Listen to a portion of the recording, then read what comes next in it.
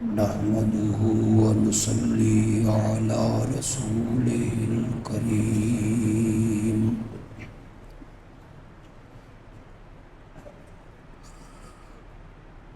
أما بعد فأعوذ بالله من الشيطان الرجيم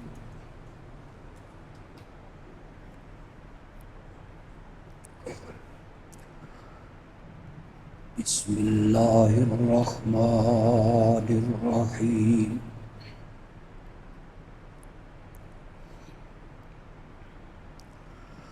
الله لا إله إلا هو الحي القيوم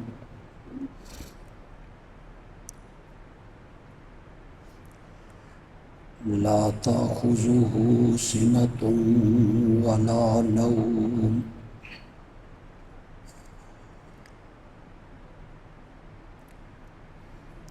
له ما في السماوات وما في الأرض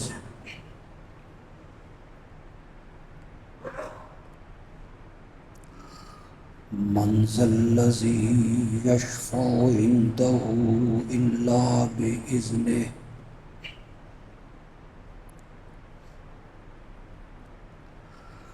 يعلم ما بين أيديهم وما خلفهم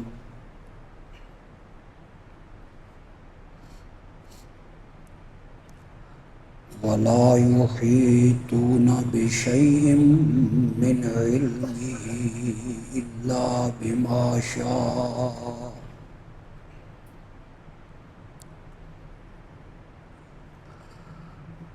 وسع كرسيه السماوات والأرض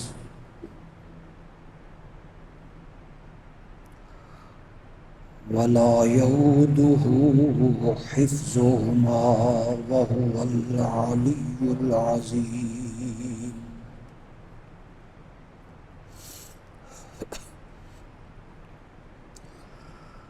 اللهم صل على محمد وعلى آل محمد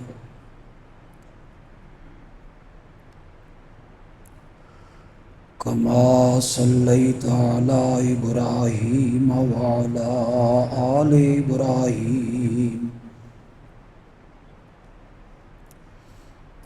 إنك حميد مجيد اللهم بارك على محمد وعلى آل محمد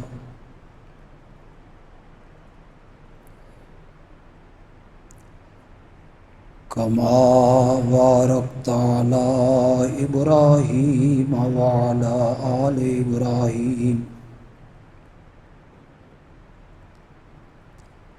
إنك حميد مجيد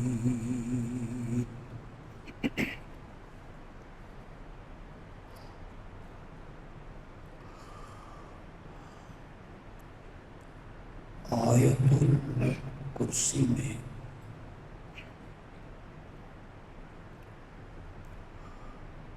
اللہ نے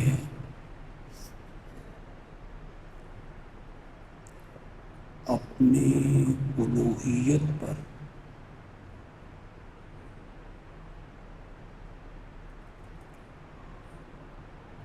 پہلی دلیل پیش کی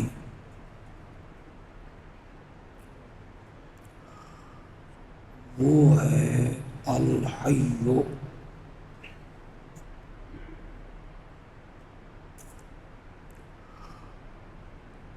میں ہی ایسا زندہ ہوں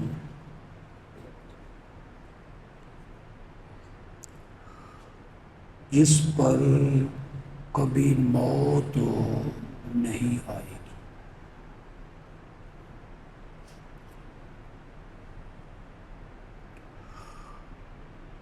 میرے سوا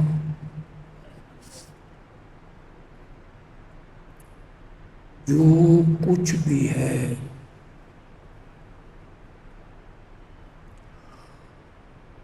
وہ فانی ہے،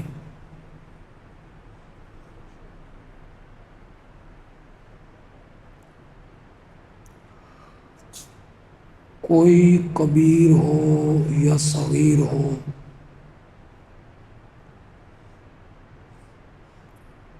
فقیر ہو یا پیر ہو،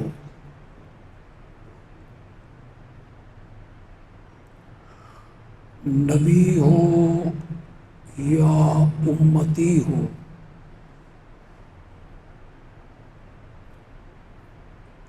امام ہو یا اس کا مقتدی ہو،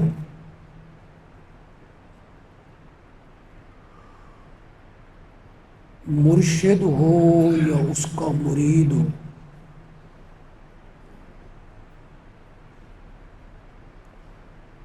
کوئی نوری ناری خاکی،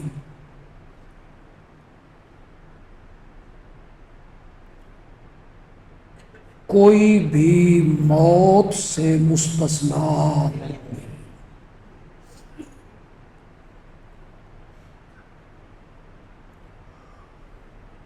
کچھ نے موت کا ذائقہ چکھ لیا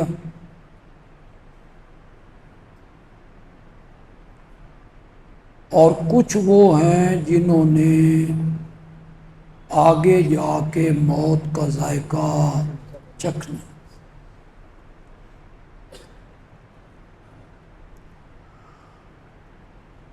جس پر موت آ جائے وہ الہ بننے کے لائق نہیں۔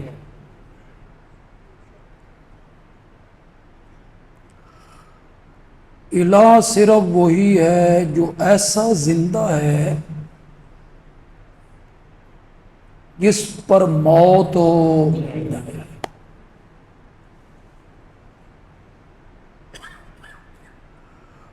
یہاں ایک اشکال، ایک شبہ شاید آپ کے ذہن میں بھی آیا ہو۔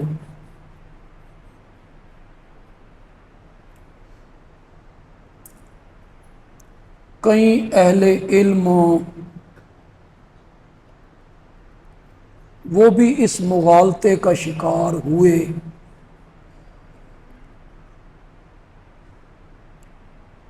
جاہلوں کا تو پھر گلہ کیا ہے۔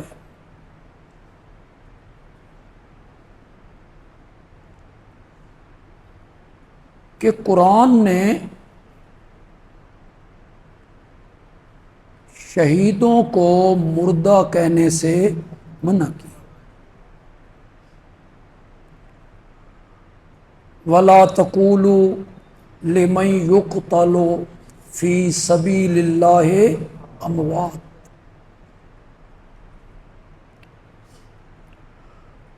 جو اللہ کی راہ میں مارے گئے انہیں مردہ نہ کہو، بل احیاء، بلکہ وہ کیا ہیں؟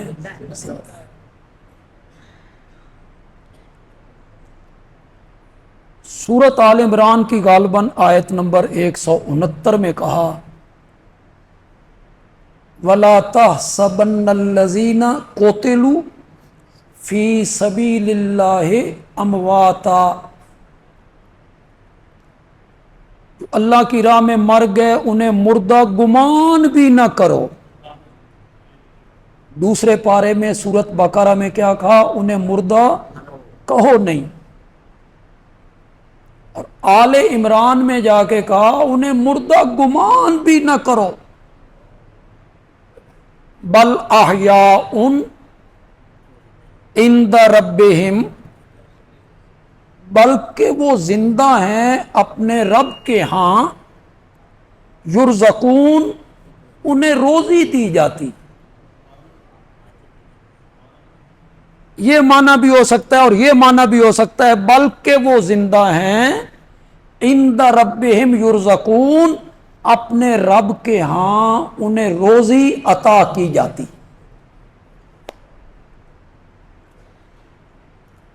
ان دونوں آیتوں میں شہیدوں کو مردہ کہنے سے کیا کیا گیا؟ منع کیا، مردہ نہ کہو۔ بلکہ وہ زندہ ہے. اسی سے لوگوں کو مغالطہ لگا، اور کچھ لوگوں نے انبیاء کو شہداء پہ قیاس کیا، ورنہ انبیاء کی حیات کے لیے تو کوئی دلیل نہیں قرآن میں. انہوں نے قیاس کیا شہید کی حیات پر. کس طرح؟ شہیدوں کا مرتبہ کم ہے، چونکہ شہید زندہ ہیں لہذا انبیاء تو ان سے اعلیٰ ہیں، اور وہ بھی اپنی قبروں میں کیا ہیں. یہ لوگوں کو مغالطہ لگا، ان دو آیتوں سے مغالطہ لگا. میں ان کی تشریح کروں گا انشاءاللہ، اس جمعے ہو جائے یا اگلے جمعے ہو جائے. بس تھوڑی سی بات اس سلسلے میں کرنا چاہتا ہوں تاکہ یہ جو مغالطہ ہے یہ مغالطہ ہی نہ رہے، تھوڑا سا اس کا جواب ہو جائے. تفصیلی جواب میں آگے ذکر کروں. کیا شہیدوں کی نماز جنازہ نہیں پڑھی جاتی؟ پڑھی جاتی. غسل نہیں دیا جاتا، کفن بھی نہیں. قیامت کے دن اللہ انہی خون آلود کپڑوں میں انہیں اٹھائے گا، اور اس خون سے کستوری کی خوشبوئیں آ رہی. لیکن جنازہ تو ہے. احناف کے نزدیک شہداء کا جنازہ تو پڑھا جائے گا. جنازہ زندوں کا پڑھا جائے گا. بول دے نہیں. اور قرآن کیا کہتا ہے؟ ان کو مردہ نہ کہو. اور ہم جب شہیدوں کا جنازہ پڑھتے ہیں تو ہم یہی نیت کرتے ہیں نا، ثنا واسطے اللہ کے، درود نبی اکرم صلی اللہ علیہ وسلم کے لیے، اور دعا واسطے حاضر اس زندہ کے. کیا نیت کرتے ہو؟ دعا واسطے حاضر اس میت کے. اور قرآن کیا کہتا ہے؟ اس وقت تمہیں یہ آیت یاد نہیں رہتی؟ اب ان کی حیات اس قبر میں ثابت کرنے کے لیے تمہیں یہ آیت بطور دلیل مل گئی ہے. جب تم ان کا جنازہ پڑھ رہے ہو تو تم کہہ رہے ہو دعا واسطے حاضر اس.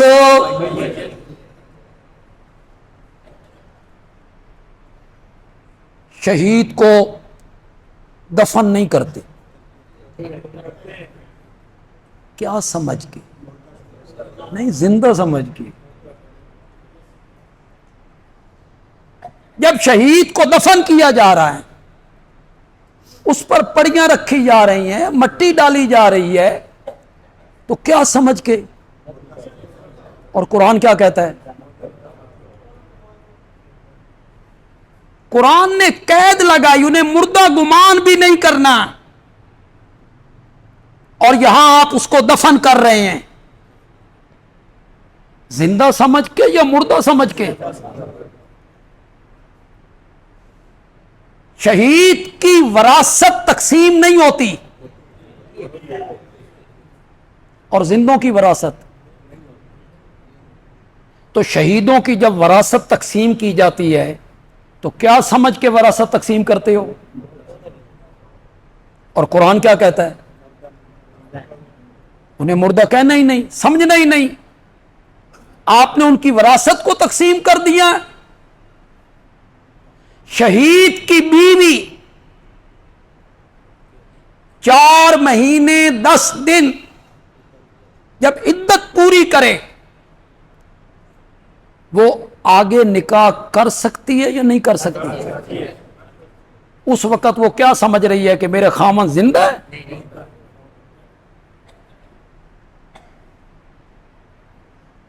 عدت کیوں گزار رہی؟ آپ کی بیویاں، میری بیوی عدت کیوں نہیں گزارتی؟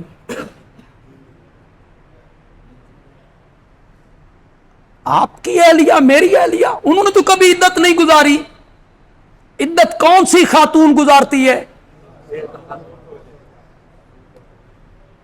سارے معاملات ہم نے اس کو میت سمجھ کے کیے، اور قرآن نے کیا قید لگا دی؟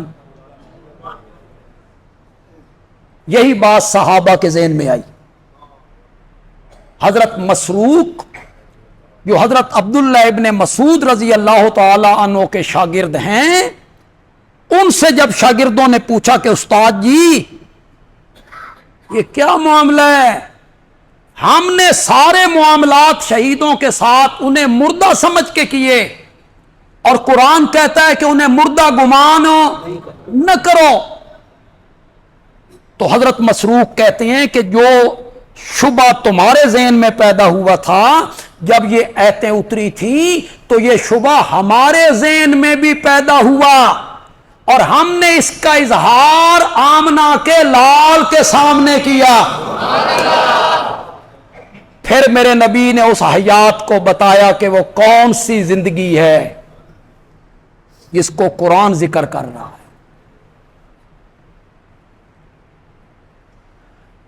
کہ جب شہیدوں کی روحیں، احد کے شہید، بدر کے شہید، جسم ان کے یہاں رہ گئے، کٹ گئے، اعضاء کٹ گئے، روحیں کہاں پہنچ گئیں؟ جنت میں. انہیں سبز رنگ کے پرندوں میں، پرندوں کی شکل ہے، سبز رنگ ہے ان کا، ان کے جسموں میں انہیں داخل کیا گیا ہے. یہ بندیالوی نہیں کہہ رہا ہے، کن کا فرمان پیش کر رہا ہوں؟ نہ ہم ان پرندوں کی حیت اور شکل اور وجود کی بحث میں پڑھنا چاہتے ہیں. وہ کیسا وجود ہوگا، پرندوں کی کیسی شکل ہوگی جس میں ان روحوں کو داخل کیا گیا، ہم اس بحث میں نہیں پڑھنا چاہتے. ہمارا تو نظریہ یہ ہے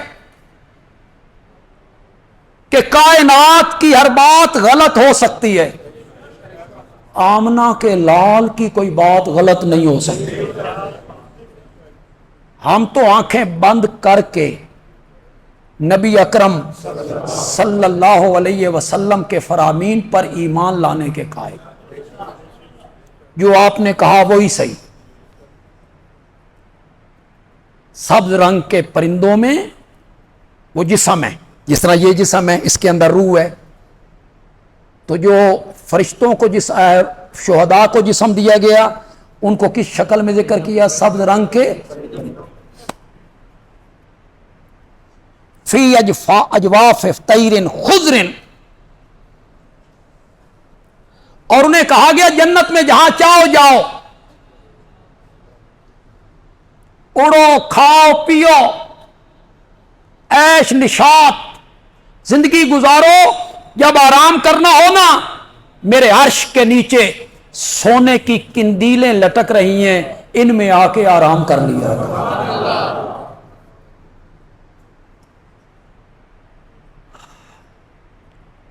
تو روحیں کہاں پہنچ گئی؟ جنت. جسم کہاں دفن ہو گئے؟ زمین. میدان بدر میں، میدان احد میں جسم یہاں دفن ہو گئے، اور روحیں کہاں پہنچ گئیں؟ عیش نشاط کی زندگی ہے، آرام ہے، خوش ہیں. قرآن کہتا ہے پچھلوں کے بارے میں بھی خوش ہیں. لم یلحقوا بہم، جو ابھی انہیں وہاں جا کے نہیں ملے، وہ دنیا میں ہیں، دنیا میں ان کے بارے بھی خوش ہیں کہ جب وہ دنیا کی زندگی ختم کریں گے تو وہ اسی جنت کے آرام میں آئیں گے. خوشیاں مناتے ہیں، خود بھی نعمتوں پہ خوش ہیں، پچھلے لوگوں کے لیے بھی خوش ہیں، انہیں بھی یہ انعامات ملیں گے، یہ نعمتیں ملیں گی. کہ اللہ نے ان روحوں سے ایک سوال کیے. کس نے کہا ہے؟ وہ کوئی چپ کر گیا. میں کہہ رہا ہوں، میں تفسیر کروں ان آیتوں کی؟ یہ جو دو آیتیں ہیں جہاں کہا گیا شہیدوں کو مردہ گمان نہ کرو، شہیدوں کو مردہ نہ کہو، میں ان کی تفسیر کروں عقل کے معیار پر؟ نہیں، قرآن کی تفسیر کا اصول یہ ہے، تفسیر القرآن بالقرآن، قرآن کی تفسیر خود کس سے؟ یہ تفسیر کا پہلا اصول، قرآن کی تفسیر کرو خود قرآن سے، قرآن اپنی تفسیر خود کرے، القرآن یفسر بعضہ بعضا، قرآن اپنے کچھ حصے کی تفسیر خود کرتا ہے۔ صراط الذین انعمت علیہم، ان لوگوں کا راستہ دکھا جن پہ تو نے، یہ انعام یافتہ کون ہے؟ میں بیان کروں؟ یہ انعام یافتہ کون ہے؟ مفسرین بیان کریں؟ نہیں، ہم نے خود قرآن سے پوچھا۔ قرآن نے سورت نساء میں جا کے انعام یافتہ لوگوں کی تشریح کی، اولئک الذین انعم اللہ، جن لوگوں پہ اللہ نے انعام کیا، اولئک الذین انعم اللہ علیہم من النبیین والصدیقین والشہداء والصالحین۔ قرآن نے خود بیان کیا انعام یافتہ کون لوگ ہیں، ان میں پہلا درجہ انبیاء کا، دوسرا صدیقین کا، تیسرا شہداء کا، اور تیسرا اور چوتھا صالحین کا، بزرگان دین کا، نیک بندے، اولیاء اللہ۔ قرآن اپنی تفسیر کیا کرتا ہے؟ خود کرتا ہے۔ ایک جگہ پہ اجمال، دوسری جگہ پہ قرآن اس کو جا کے کھول دیتا ہے۔ قرآن اپنی تفسیر خود کر دے تو پھر کسی تفسیر کی ضرورت نہیں پڑتی۔ میں سارا واقعہ تو بیان نہیں کروں گا کہ میرے پاس وقت نہیں ہے۔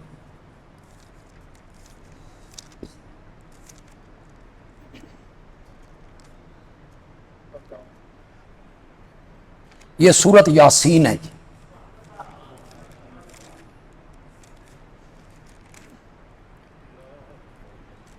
اور 22ویں پارے کا آخری رکوع ہے، آگے 23واں پارہ شروع۔ میں اس کا خلاصہ آپ کے سامنے رکھ دیتا ہوں۔ کسی بستی میں 2 پیغمبر آئے،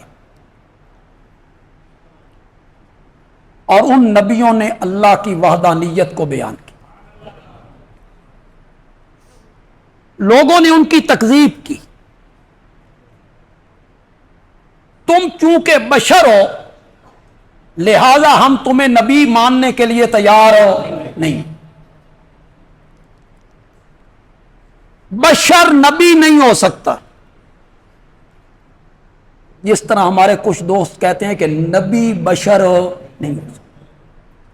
دونوں کے پیچھے فارمولہ ایک ہی، بشریت اور نبوت، یہ متضاد ہے۔ وہ کہتے تھے چونکہ تو بشر ہے، وہ کیا مانتے تھے؟ بشر، لہذا نبی نہیں۔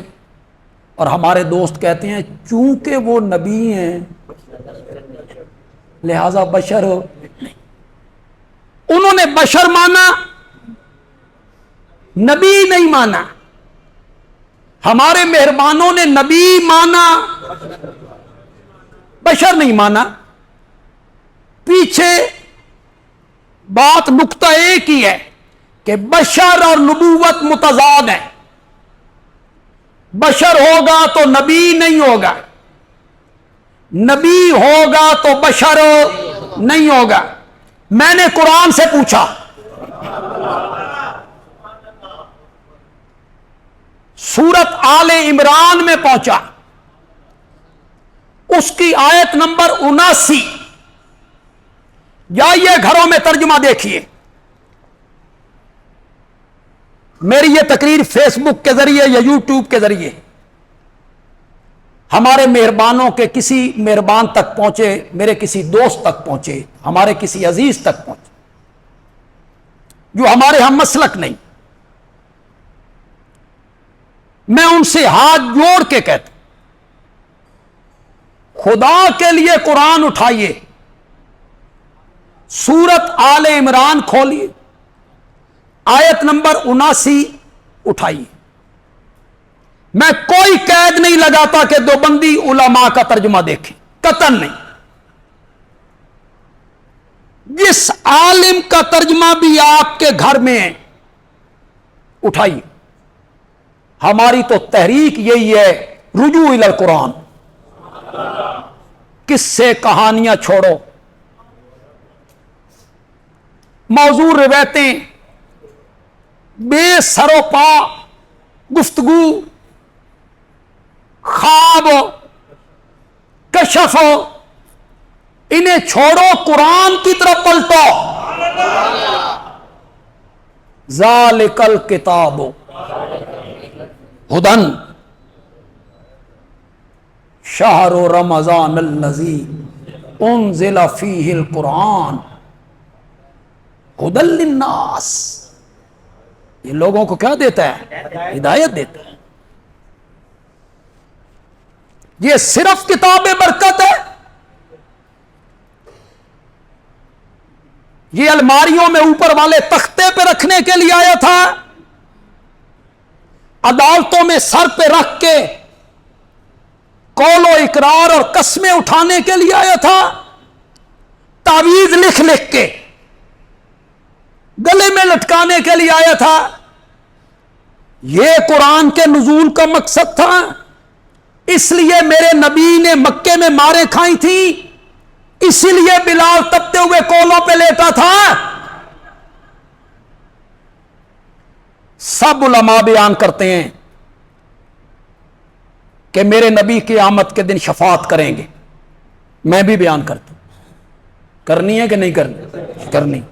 ایک شفاعتیں نہیں، 2 شفاعتیں کر، مقام محمود پہ کھڑے ہو کے میرے نبی نے شفاعت کر، یہ سب سناتے ہیں۔ یہ کوئی نہیں سنائے گا، ایک شکایت بھی کریں گے۔ یہ علماء نے نہیں سنانا آپ کو کہ میرے نبی نے قیامت کے دن ایک شکایت بھی کرنی ہے۔ وقال الرسول، قال الرسول کا معنی کرو، اللہ کے رسول فرمائیں گے، یا رب، کرو معنی کرو، میں ان قوم اتخذوا ھذا القرآن مہجورا، میری اس قوم نے اس قرآن کو پیٹھ کے پیچھے پھینک دیا تھا۔ کس نے شکایت کرنی ہے؟ جی، یہ میرے آقا نے شکایت کرنی ہے۔ یہاں لوگ ناظرہ قرآن پڑھنے کے لیے تیار نہیں،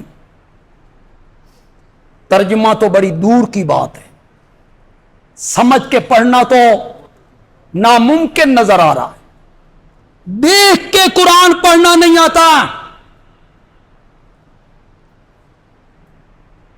ملک کے وزیر قانون رہے ہیں، سپریم کورٹ کے وکیل ہیں، انہیں ایک جلسے میں سورت کوثر پڑھنی پڑ گئی، انہیں سورت کوثر پڑھنا نہیں ہے۔ ملک کے وزیر داخلہ تھے، انہیں سورت اخلاص نہیں آئی، قل هو اللہ احد، وہ بھی کہتے ہیں ہم عالم ہیں، تعلیم یافتہ ہیں۔ تعلیم کس کا نام ہے؟ علم کس کا نام ہے؟ العلم نور، علم کیا ہے وہ کہ سورت اخلاص نہ آئے؟ دوسری دفعہ پڑھی پھر غلط، تیسری دفعہ پڑھی پھر غلط۔ بہر صحافیوں نے پوچھا کہ جناب آپ نے 3 مرتبہ سورت اخلاص پڑھی تو غلط پڑھی، اس نے کہا میرا اسے کڑا قصور ہے، منتے لکھ کے ہی انہیں دیتی گئی۔ جس نے لکھ کے دی وہ کتنا عالم ہوگا؟ جس نے لکھ کے ہی غلط دے دی، تو مجھے کوئی سورت اخلاص غلط لکھ کے دے دے تو میں غلط پڑھ جاؤں گا؟ ان قوم اتخذوا ھذا القرآن مہجورا، مولا میری اس قوم نے اس قرآن کو پیٹھ پیچھے پھینکا تھا، اس کی طرف کوئی توجہ نہیں کی گئی. ناظرہ قرآن پڑھنا نہیں آتا، ترجمہ اس کا فہم تو یہ بڑی دور کی بات ہے. صرف کتاب برکت سمجھا گیا، آج بھی سمجھا جا رہا ہے، تم بھی اس میں شامل ہو. ورنہ تم میں کتنے لوگ ہیں جو قرآن کا ترجمہ جانتے؟ کتنے لوگ ہیں جنہوں نے ترجمہ پڑھنے کی کبھی کوشش کی؟ تم میں کتنے لوگ ہیں جنہیں نماز کا ترجمہ آتا ہے؟ تم میں کتنے لوگ ہیں جنہیں دعائے قنوت آتی؟ پھر دعائے قنوت آتی ہے تو اس کا ترجمہ آتا ہے. تم میں کتنے لوگ ہیں جنہیں جنازے کی دعا آتی ہے؟ ڈوب مرنے کا مقام. وہ مومن کیسا مومن ہے جسے جنازے کا طریقہ نہ آئے؟ وہ مومن کیسے مومن ہے جسے دعائے قنوت نہ آئے؟ وہ مومن کیسا مومن ہے جسے نماز کے الفاظ نہ آئیں؟ مسائل چھوڑیے، مسائل چھوڑیے، آپ فرض کتنے ہیں، واجب کتنے ہیں، سنتیں کتنی ہیں، سجدہ صاحب کب ہوتا ہے کب، اسے چھوڑیے. آپ لفظی وہ جو لفظ ہے سبحانک اللہم وبحمدک وتبارک اسمک، اس سے لے کے پوری نماز اس پر ماتم ہی کیا جا سکتا. جسے قرآن نہیں آتا میں اسے جاہل تو نہیں کہہ سکتا کہ میری ہمت نہیں، البتہ وہ لا علم آدمی، اس کے پاس علم نہیں ہے. اصل علم کس کا ہے؟ قرآن کا. میرے نبی نے شفاعت کرنی ہے تو میرے نبی نے شکایت بھی کرنی ہے. جی آپ کی شکایت لگانی ہے اللہ کے سامنے. انہوں نے اس قرآن کو پیٹھ پیچھے پھینکا. وہ صرف قول و قرار کے لیے ختموں والی کتاب ہے، ختموں والی. علماء سے بھی پوچھو نہیں، مرنا نہیں ہے. ہم نے بھی مرنا ہے، انہوں نے بھی مرنا ہے. قیامت قائم ہونی ہے، سارے حساب مک جانے نے انشاءاللہ. علماء سے نہیں پوچھنا کہ تم نے قوم کی رہنمائی کیا کی تھی، قوم کو کیوں قرآن و حدیث کی طرف تم نہیں لائے. ختمہ والی کتاب. نیا مکان بناؤ تو طالب علم بلاؤ، ختم پڑھے. نئی دکان بناؤ، طالب علموں کو بلاؤ، اس میں کیا پڑھیں گے؟ ختم پڑھیں. ماں فوت ہو گئی ہے، باپ فوت ہو گیا ہے، طالب علموں کو بلاؤ، ایصال ثواب کے لیے ختم پڑھیں گے. اس میں پھر منوں کے حساب سے فروٹ آتے ہیں، منوں کے حساب سے. سیب ہیں، کیلے ہیں، شہری کھا رہے ہیں، محلے والے کھا رہے ہیں، دوست کھا رہے ہیں. ایڈے فروٹ اگر تو بابے نو کھوائے ہوندے نا تو شاید وہ مردہ بھی نہ. بابے بیچارے کو روٹی کو نہیں دیتا تھا، نو پکان واسطے تیار نہیں سی. اب مرنے کے بعد جناب ترسیل ہو رہی ہے، ترسیل. ڈاکیے کون ہے؟ وہ جن ڈاکیوں کے حوالے کی جا رہی ہے کہ یہ پہنچائیں گے. ختموں والی کتاب ہے. مردوں کو بخشوانے کے لیے آئی تھی یا زندوں کو سیدھے راستے پہ لگانے کے لیے آئی تھی؟ آئی تھی زندوں کے لیے. ساری زندگی قرآن نہیں پڑھا, مرنے کے بعد اب سپلائی ہو رہا ہے.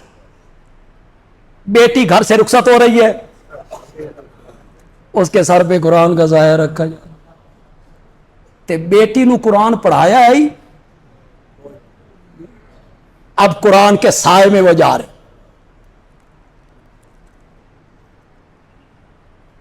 اجمی مسلمان ہیں, میں اور آپ سارے اجمی ہیں نا, یہ ظاہری ٹیپ ٹاپ پہ خوش رہتے. عربی ایسے نہیں ہیں, وہ اسلام کی کنہ سمجھتے, جڑ پہ پہنچتے ہیں, جڑ پہ. ہم کیا کرتے ہیں؟ ظاہری ٹیپ ٹاپ. کفن آب زمزم سے دھلا ہوا ہونا چاہیے, اور اگر آب زمزم سے کفن دھلا ہوا آ گیا, ساری زندگی سود کھایا, ساری زندگی بلیک میلنگ کی, ساری زندگی لوگوں کے پلاٹوں, مکانوں, جائیدادوں, قرضوں پہ قبضے کیے, کروڑوں کمائے, کروڑوں. وہ آب زمزم کا کفن لپیٹ کے قبر میں پہنچا, اللہ کہیں گے فرشتوں کو, انہیں آب زمزم کا کفن پا کے آ گیا, اس نے جو پلاٹ وغیرہ ہضم کیے تھے چھڈو یار, چھڈو اسے. یہی کہیں گے اللہ. ظاہری ٹیپ ٹاپ. کفن آب زمزم سے دھلا ہوا ہونا چاہیے, اوپر آیت الکرسی والی چادر ہونی چاہیے, وہ کالے رنگ کی. اور میرے نبی نے کہا تھا اپنے مردوں کو سفید رنگ کا کفن دیا کرو. کیا کہا تھا؟ انہاں کی پایا. یہ آیت الکرسی والی چادر جو ہے نا, اب اس کو بخشوا دے. کئی لوگ قبر میں عہد نامہ رکھتے ہیں اندر, میں فرشتے آن گے, وہ پوچھن گے, تے ویخ کے جواب. کئی لوگوں نے قبروں میں سوراخ رکھ کے اندر بلب فٹ کرائے, اور قبروں کے اوپر تو پنکھے آپ نے بھی دیکھے. قبر کو چھت دیا, اوپر پنکھا لگا ہوا ہے, ادھر جھاڑیاں ہیں, ادھر گلاب کے پھول ہیں. بیٹا مطمئن ہے, ابے اور دی قبر تے پکھا لگ گیا, ہوں انہوں گرمی محسوس نہیں ہو سکتی. یہ پنکھے وہاں کام نہیں آتے, نہیں آتے. ایمان والا پنکھا کام آتا ہے, اعمال صالحہ والا ایئر کنڈیشن کام آتا ہے. وہ لگا, عمل اچھے کر, حقوق العباد پورے کر. ساری زندگی کم تول تول کے, جھوٹ بول بول کے, لوگوں کے قرضے ہڑپ کر کے, لوگوں کی جائیدادیں, پلاٹ, مکان, پیسہ, دولت ہڑپ کر کے, سمجھتا ہے قبر کے اوپر پنکھا لگ گیا, ہوا پہنچ گئی. میں اشارہ کروں گا, جو میرے سننے والے مقتدی ہیں میرے, تمہاری سبحان اللہ بتائے گی, بے تم سمجھ گیا ہو, ذرا ترکڑے ہو گئے, میری بےزتی نہ کروا دینا, بے میرے مقتدیاں نو سمجھ نہیں ہے. بخشش آب زمزم کے کفن دینے سے نہیں ہوتی. چل میں تجھے مدینے لے چلوں, کفن دیا گیا میرے آقا کا کرتا ہے, کوئی اس کا مقابلہ؟ جو میرے نبی کے جسد اقدس کے ساتھ لگا, وہ کرتا, اسے کفن دیا گیا. میرے نبی کی لعاب اس کے منہ میں ڈالی گئی, جو لعاب میرا نبی کڑوے کنویں میں ڈال دیتا تو کڑوا کنواں بھی میٹھا ہو جایا کرتا تھا، وہ اس کے منہ میں ہے۔ جنازہ میرے نبی نے پڑھایا جی۔ یہ جو آج لوگ کہتے ہیں نا فلاں حضرت جنازہ پڑھا دینا تو پھر اس کو حساب کتاب ہی نہیں، تم نے مصنوعی بزرگیوں کی چادریں جو اوڑھ رکھی ہیں نا اور اپنے مریدوں کو تم نے تباہ کیا ہے۔ فلاں حضرت جنازہ پڑھائے نا جی، بخش یقینی ہے۔ کہتے ہیں پیر خود نہیں اڑا کرتے، پیروں کو کون اڑاتا ہے؟ یہ چمچے، انہیں تعلیم دی جاتی ہے، لوگوں میں پروپیگنڈا کرو۔ فلاں حضرت جنازہ پڑھائیں، جنازے کا پہلا حق میت کے وارث کو ہے۔ جاؤ علماء سے جا کے پوچھو، اگر میت کا وارث اہل علم ہے، باشرع ہے، اسے جنازے کا طریقہ آتا ہے، سب سے پہلا حق جنازہ پڑھانے کا کس کو ہے؟ وارث کو ہے۔ میرے جتنے دوستوں کے بچے وہ عالم ہیں، حافظ ہیں، وہ ہمارے دوست انتقال کر گئے، میں نے ان کا جنازہ نہیں پڑھا، ان کے بچے منتیں کرتے، میں نے کہا خود پڑھاؤ۔ جو دعا جس رقت کے ساتھ، عاجزی کے ساتھ باپ کے لیے یا ماں کے لیے بیٹے نے مانگنی ہے نا، بندیالوی نے اس طرح کی دعا نہیں مانگی۔ بیٹا بیٹا ہوتا ہے، اس کا وہ باپ ہے۔ ہاں جب وہ مجھے بہت مجبور کر دے کہ نہیں جی میں نے نہیں پڑھانا، آپ ہی پڑھائیں، پھر میں پڑھاتا، ورنہ پہلا حق وارثوں کا۔ دوسرا حق بتاؤں، سنو گے؟ محلے کے امام کا ہے۔ جس محلے کی مسجد میں وہ نماز پڑھتا تھا نا، اور جو ان کے محلے کا امام ہے نا، وارث کے بعد سب سے اولین حق اس امام کا۔ مولانا مفتی رشید احمد لدھیانوی رحمت اللہ علیہ کراچی میں فوت ہوئے، معمولی آدمی تھا، معمولی آدمی تھا وہ۔ کس نے جنازہ پڑھایا تھا ان کا؟ ان کی مسجد کے امام، ان کی وصیت تھی، میرا جنازہ میری مسجد کا امام پڑھا، یہاں میں نماز پڑھتا۔ جنازہ پڑھایا آمنہ کے لال نے۔ ایک روایت سنو، سنے تمہیں کوئی نہیں سنائے گا، کوئی عالم تمہیں یہ نہیں سنائے گا، مجھ سے سنو اور پھر تحقیق کرو، پھر علماء سے تحقیق کرو کہ بندیالوی نے یہ کہا ہے صحیح کہا ہے۔ میرے نبی جنازہ پڑھا کے گھر چلے گئے، عبداللہ ابن ابی کے جسم کو اٹھا کے جنت البقیع میں چلے گئے، انہوں نے قبر میں رکھا کہ میرے آقا قبرستان پہنچے، میرے آقا اس کی قبر میں اترے، اللہ اکبر اللہ اکبر، میرے نبی اس کی قبر میں اتر گئے، اس کا سر اٹھایا، اپنی ران پہ رکھا، اس وقت اپنا لعاب نکالا اور اس وقت اس کے منہ میں دیا، پھر اس کو دفن کیا گیا۔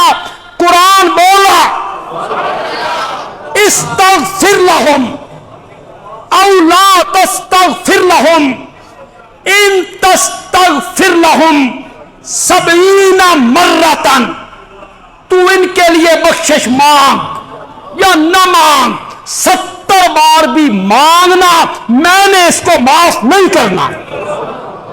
یا علماء سے پوچھو، یا علماء سے پوچھو کہ بندیالوی نے یہ بیان کیا ہے قرآن کی اس آیت کو، یہ کیوں اتری تھی یہ آیت؟ ہم ظاہری ٹیپ ٹاپ پہ مر گئے، آب زمزم سے کفن دھلا ہوا ہونا چاہیے، آیت الکرسی کی چادر اوپر ہونی چاہیے، کفن ہے میرے نبی کا کرتا، ہوئی بخشش؟ ہوئی بخشش؟ نہیں ہوئی۔ چلو میں تمہیں احد کے میدان میں لے چلوں۔ میرے نبی کے چچا حضرت حمزہ، زور سے کہو یا،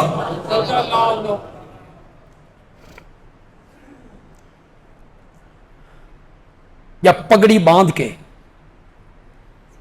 تلوار ہاتھ میں لے کے کفار کے لشکروں کی جانب بڑھتے نا، تو میرے نبی خیمے میں سے ان کو دیکھتے۔ اس وقت وہ پہلوانی چال چلتے، تکبر کرنا منع ہے، لیکن کن کے مقابلے میں؟ اس وقت صوفی بن کے نہیں رہنا، پہلوانی چال چل کے جا رہے ہیں، پگڑی باندھی ہوئی ہے، تلوار ہاتھ میں ہے۔ سنو جو سن سکتے ہو تو، یہ بات بھی تمہیں کوئی نہیں سنائے گا، بندیال بھی سنائے گا۔ میرے نبی خیمے میں اپنے چچا کو دیکھ کے کہتے ہیں ہاذا اسد، اسد کا معنی کریں، شاباش شاباش، ہاذا اسد من اسد اللہ، اللہ کے شیروں میں سے کسی شیر کو دیکھنا ہو، میرا چچا جا رہا ہے۔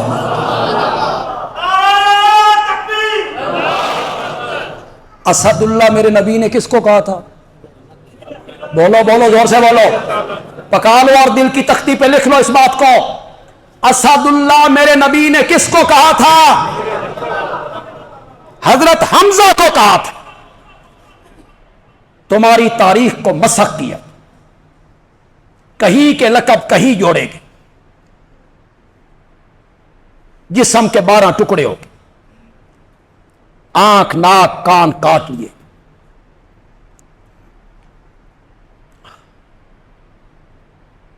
آپ کی بہن میرے نبی کی پھوپھی صفیہ رضی اللہ تعالی عنہ، ان کے بیٹے کا نام ہے زبیر۔ بیٹے کا نام کیا؟ زبیر۔ ان کے آگے بیٹے کا نام ہے عبداللہ، عبداللہ ابن زبیر۔ زبیر میرے نبی کے ہم زلف ہیں۔ حضرت عائشہ کی بہن حضرت اسماء حضرت زبیر کے نکاح، میرے نبی کے ہم زلف بھی ہیں۔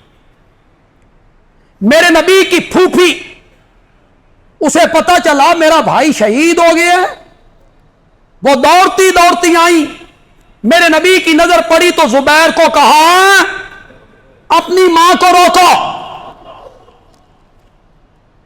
یہ اپنے بھائی کی اس حالت کو دیکھ نہیں سکے، آنکھیں نکلی ہوئی ہیں، ناک کٹا ہوا ہے، کان کٹے ہوئے ہیں، چہرہ مسلح کر دیا گیا ہے۔ یہ اپنے بھائی کی اس حالت کو دیکھ نہیں سکے گی، روکو اپنی والدہ کو۔ وہ گئے، حضرت صفیہ ذرا صحت مند تھی، دھکا مارن، حضرت زبیر کو ایک طرف کر دی اور اس طرف جانے دی۔ انہوں نے خندق میں ایک کافر کو قتل بھی کیا تھا۔ حسان ابن ثابت رضی اللہ تعالیٰ عنہ، جو عورتوں کی نگرانی پر مقرر تھے، وہ قریب سے کافر گزرا، وہ کسی کھوج میں تھا۔ حضرت صفیہ نے کہا اس دی خبر لے۔ حضرت حسان میں جرت نہ ہوئی، انہیں خود نکل کے اسے قتل کیا حضرت صفیہ نے۔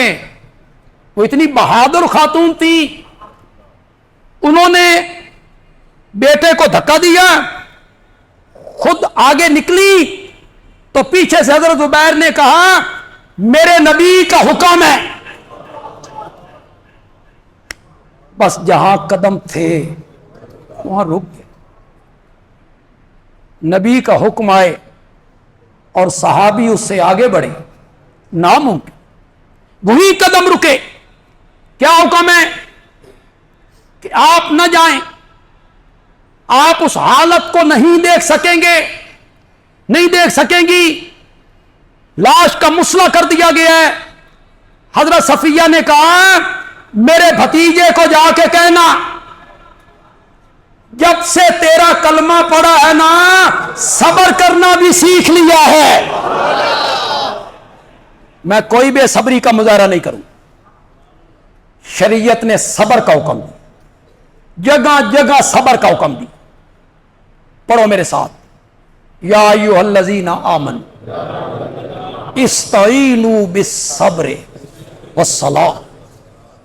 اللہ سے مدد مانگو صبر کے ذریعے, اللہ سے مدد مانگو نماز کے ذریعے. نماز یہ دل کی تسکین ہے نا, اس سے حوصلہ پیدا ہوتا ہے. ان اللہ مع الصابرین, اللہ صبر کرنے والوں کے. پھر آگے کہا وبشر الصابرین, میرے پیغمبر خوشخبری سنا. کن کو؟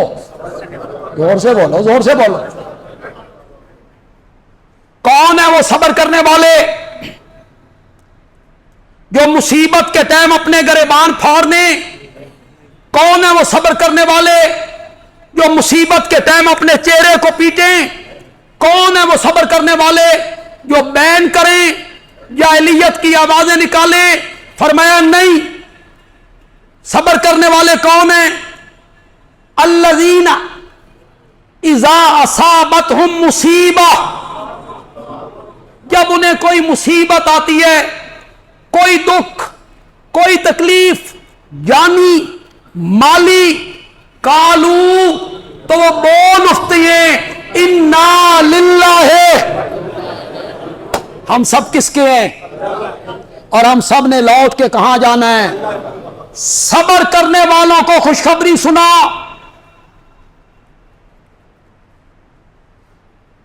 ادھر بیٹے کا انتقال ہو, بیٹا اکلوتا ہو,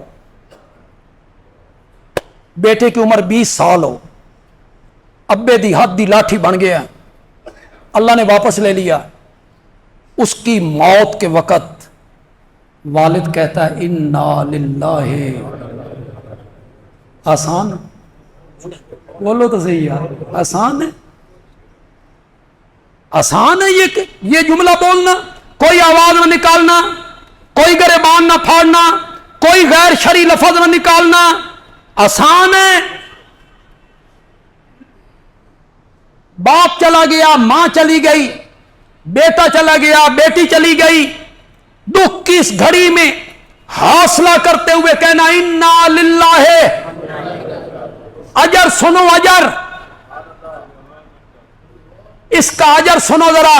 اولئک علیہم صلوات من ربہم ورحمہ. کچھ لوگوں نے صلوات کا معنی کیا مہربانی. انہی لوگوں پہ رب کی طرف سے مہربانی ہے اور رحمت ہے. میں نے کہا وہ تو آگے رحمت آ جو گئی ہے. اگر آپ صلوات کا معنی مہربانی کرنے لگے ہیں تو آگے رحمت کا لفظ تو موجود ہے. اولئک علیہم صلوات من ربہم ورحمہ. تو معلوم ہوتا ہے یہاں صلوات کا معنی نہ رحمت ہے, نہ مہربانی ہے, نہ فضل ہے. مانا کیا شاہ عبد القادر محدث دہلوی نے تے خدا دی قسم مزہ ہی آ گیا, اللہ دی قسم لطف ہی آ گیا. تمہیں کسی نے نہیں بتایا ہوگا, بندیالوی تمہیں بتا رہا ہے. بندیالوی اولئک علیہم صلوات من ربہم. دکھ کی گھڑیوں میں بیٹے کی موت پر جو بندہ صبر کرتا ہے اللہ عرش سے ان کو شاباشیں بھیجتا ہے.